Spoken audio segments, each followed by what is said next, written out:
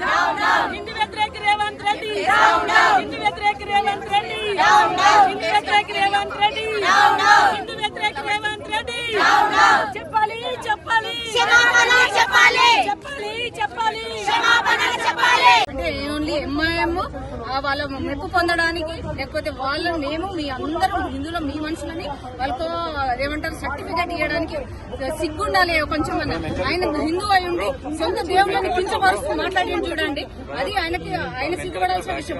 ఏదైతే సీఎం కాక ముందుకు అన్ని దేవుళ్ళని మొక్కిండు కదా, సీఎం అయినాక కూడా మొక్కు తీసుకున్నాడు. హిందూ దేవుళ్ళ దగ్గరికి ఎందుకు పోయిండు? నేను ఎంఐఎంలో గెలిపిస్తుంటే దర్గా దగ్గర పోవాల్సింది, హిందూ దేవుళ్ళ దగ్గరికి ఎందుకు పోయిండు? ఆయన మాట్లాడింది చాలా తప్పు అని చెప్పడానికి ఆయన మేము నిరసన వ్యక్తం చేస్తున్నాం. కానీ ఇంకోటి కాదు, ఆయన వెంటనే క్షమాపణ చెప్పాలి. ఆయన క్షమాపణ చెప్పేదాకా ఏ గుళ్ళ దగ్గర మేము తిరగని.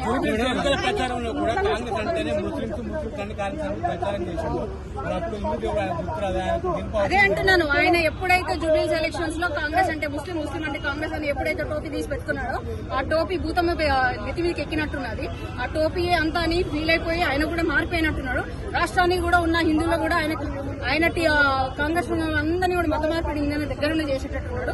ఆయన ఏమైనా చేసుకోవాలి కానీ హిందువుల జోలికి వస్తే మాత్రం తాట తీస్తామని చెప్పేసి ఏది చెప్తే అదే పాటించేటట్టు. మహిళలను కూడా చూడకుండా నాకు గోరు మొత్తం వేసిపోయింది. ఇదేమి పాలన నాకు అర్థమైతలేదు. ఇంత బ్లీడ్ అవుతుంది అయినా కూడా విచక్షణ లేకుండా తోస్తా ఉన్నారు. వాళ్ళకి ట్రైనింగ్ ఇస్తున్నారు.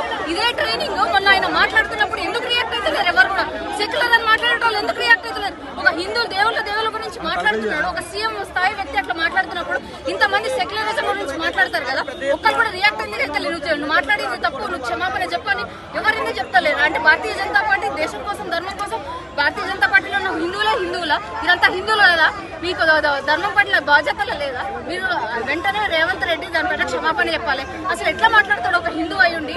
ఆయన తెలియదా ఆయన ఎన్ని గుళ్ళు తిరిగిండు? ఆయన సీఎం కాక ముందుకు ఎన్ని గుళ్ళ దగ్గర వెళ్ళి మొక్కినాడు, సీఎం అయిన తర్వాత ఎన్ని గుళ్ళ దగ్గరికి వెళ్ళి మొక్కు తీసుకున్నాడు. ఇప్పటి నుంచి మేము అసలు ఆయన క్షమాపణ చెప్పేదాకా హిందూ గుళ్ళ దగ్గర రానేమో, హిందూ గుళ్ళ జోలు లోపలికి వెళ్తే కూడా మేము అడ్డుకుంటామని ఈ సందర్భంగా తెలియజేస్తాం.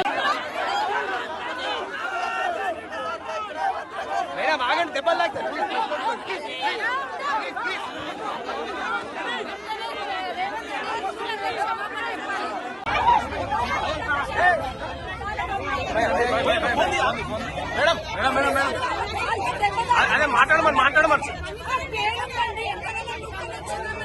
అక్క మాట్లాడండి. శిల్పక్క అక్క ఒకసారి పిలవండి.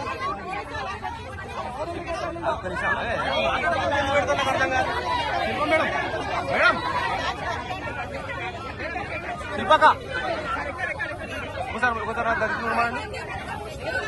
అదే ఒక దిక్కు నా దిక్కు చూడమానండి. అక్క ఒకసారి చూడు.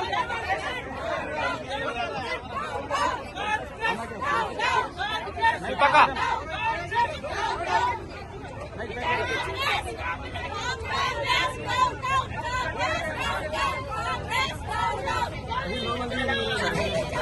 అక్క మాట్లాడండి.